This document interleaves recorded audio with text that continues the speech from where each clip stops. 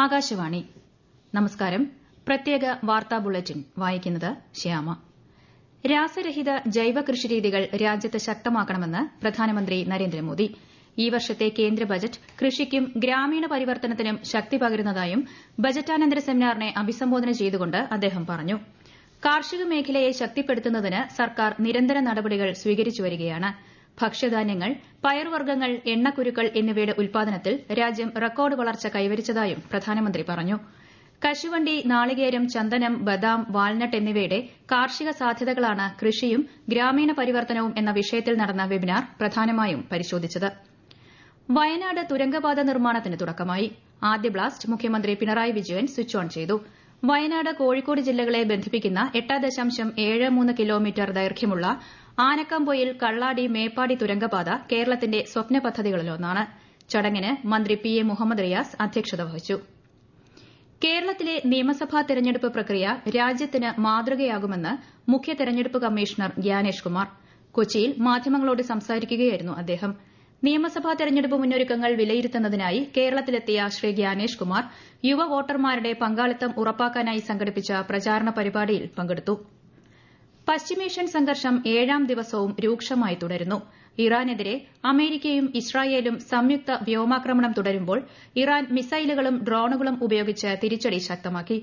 പശ്ചിമേഷ്യയിലെ ഏറ്റവും വലിയ അമേരിക്കൻ സൈനിക താവളമായ ദോഹ അൽ ഉദൈദ് വ്യോമതാവളത്തെ ലക്ഷ്യം വെച്ചുള്ള ഡ്രോൺ ആക്രമണം വിജയകരമായി പ്രതിരോധിച്ചതായി ഖത്തർ പ്രതിരോധ മന്ത്രാലയം വ്യക്തമാക്കി.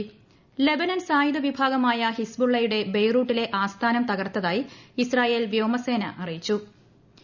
പശ്ചിമേഷ്യയിലെ സംഘർഷ സാഹചര്യത്തിൽ വിവിധ രാജ്യങ്ങളിലെ പ്രവാസികൾ നേരിടുന്ന ബുദ്ധിമുട്ട് സംബന്ധിച്ച് മുഖ്യമന്ത്രി പിണറായി വിജയൻ പ്രധാനമന്ത്രി നരേന്ദ്രമോദിക്ക് കത്തയച്ചു. ഗൾഫ് രാജ്യങ്ങളിൽ നിന്നും ഇന്ത്യയിലേക്കുള്ള വിമാന സർവീസുകളിൽ തടസ്സം നേരിട്ടതോടെ മലയാളികൾ ഉൾപ്പെടെയുള്ളവർ കുടുങ്ങിക്കിടക്കുകയാണെന്ന് കത്തിൽ വ്യക്തമാക്കുന്നു.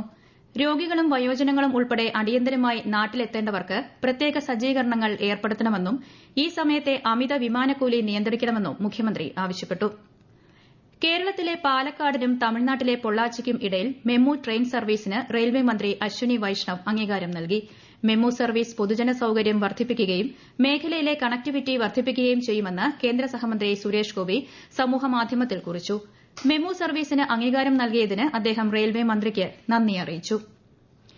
2 ദിവസത്തെ ലക്ഷദ്വീപ് സന്ദർശനത്തിനായി കേന്ദ്ര സഹമന്ത്രി ജിതേന്ദ്ര സിംഗ് അഗത്തിയിലെത്തി.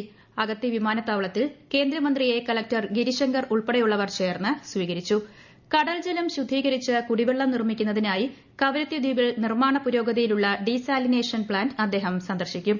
ലക്ഷദ്വീപ് അഡ്മിനിസ്ട്രേഷനിലെ ഉന്നത ഉദ്യോഗസ്ഥരുമായുള്ള അവലോകന യോഗത്തിലും ശ്രീ ജിതേന്ദ്ര സിംഗ് നേതൃത്വം നൽകും. കാലടി സംസ്കൃത സർവകലാശാല വിസി കെ ഗീതാകുമാരിയെ ഗവർണർ മാറ്റിയ സംഭവം നിർഭാഗ്യകരമെന്ന് മന്ത്രി ആർ ബിന്ദു. ഗവർണർ തീരുമാനങ്ങൾ ഏകപക്ഷീയമായി എടുക്കുന്നതായും മന്ത്രി കുറ്റപ്പെടുത്തി. ആറ്റുകാൽ പൊങ്കാലയ്ക്ക് ശേഷമുള്ള ശുചീകരണ പ്രവർത്തനങ്ങളിലെ വീഴ്ച അനുവദിക്കില്ലെന്ന് മന്ത്രി വി ശിവൻകുട്ടി. ശുചീകരണ പ്രവർത്തനങ്ങളിൽ വീഴ്ചയുണ്ടോ എന്ന് നേരിട്ട് പരിശോധിച്ച് അടിയന്തര റിപ്പോർട്ട് നൽകാൻ ആർഡിഒയെ ചുമതലപ്പെടുത്തിയതായും അദ്ദേഹം അറിയിച്ചു. ചിലയിടങ്ങളിൽ മാലിന്യ നീക്കം വൈകുന്നതായി മാധ്യമങ്ങൾ റിപ്പോർട്ട് ചെയ്തതിന്റെ പശ്ചാത്തലത്തിലാണ് നടപടി. ശ്രീനാരായണ ഗുരു മഹാത്മാഗാന്ധി സമാഗമ ശതാബ്ദി സമ്മേളനം കൊല്ലം ആശ്രാമം മൈതാനത്ത് മുതിർന്ന കോൺഗ്രസ് നേതാവ് രാഹുൽ ഗാന്ധി ഉദ്ഘാടനം ചെയ്തു. ഗുരുദേവന്റെ പ്രതിമയ്ക്ക് മുൻപിൽ പുഷ്പാർച്ചന നടത്താൻ ആർക്കും കഴിയുമെന്നും എന്നാൽ ഗുരുവിന്റെ തത്വങ്ങൾ പാലിക്കാൻ കഴിയുമോ എന്നതാണ് പ്രധാനമെന്നും അദ്ദേഹം പറഞ്ഞു. ശിവഗിരി മഠം മഠാധിപതി സച്ചിദാനന്ദ സ്വാമി ചടങ്ങിൽ സർവ്വമത സമ്മേളന സന്ദേശം നൽകി. രാജ്യത്തെ 10 സംസ്ഥാനങ്ങളിൽ ഒഴിവ് വന്ന 37 രാജ്യസഭാ സീറ്റുകളിലേക്ക് നാമനിർദ്ദേശ പത്രികകളുടെ സൂക്ഷ്മ പരിശോധന ഇന്ന്. ഈ മാസം 9 പത്രിക പിൻവലിക്കാനുള്ള അവസാന തീയതി. മാർച്ച് 16 നടക്കുന്ന തെരഞ്ഞെടുപ്പിന്റെ ഫലപ്രഖ്യാപനവും അന്നേ ദിവസം തന്നെ ഉണ്ടാകും. ആലപ്പുഴ ചങ്ങനാശ്ശേരി AC റോഡ് മുഖ്യമന്ത്രി പിണറായി വിജയൻ നാളെ നാടിന് സമർപ്പിക്കും. ആലപ്പുഴ ചങ്ങനാശ്ശേരി റോഡ് 752 കോടി രൂപ ചെലവിലാണ് നിർമ്മിച്ചിരിക്കുന്നത്. തുടർന്ന് കായലിന് കുറുകെ നിർമ്മിച്ച സംസ്ഥാനത്തെ ഏറ്റവും നീളമേറിയ പെരുമ്പളം പാലം മുഖ്യമന്ത്രി ഉദ്ഘാടനം ചെയ്യും. പാലം വരുന്നതോടെ പെരുമ്പളം ദ്വീപിലെ ഗതാഗത മേഖലയിൽ വലിയ മാറ്റങ്ങൾ വരുമെന്നാണ് പ്രതീക്ഷ. അങ്കമാലി മോർണിംഗ് സ്റ്റാർ കോളേജ് വിദ്യാർത്ഥിനി ജെസിലയെ കാറിടിച്ചു വീഴ്ത്തിയ ശേഷം നിർത്താതെ പോയ സംഭവത്തിൽ പ്രതി പിടിയിലായി. കോട്ടയം സ്വദേശി സിറിയക് പി ജോർജിനെയാണ് വാഗമൺ പോലീസ് കസ്റ്റഡിയിലെടുത്തത്. ഗുരുതരമായി പരിക്കേറ്റ് ചികിത്സയിലായിരുന്ന ജെസിലിയ കഴിഞ്ഞ ചൊവ്വാഴ്ചയാണ് മരിച്ചത്. വാർത്തകൾ കഴിഞ്ഞു. അടുത്ത വാർത്താ പ്രക്ഷേപണം വൈകുന്നേരം 6:30.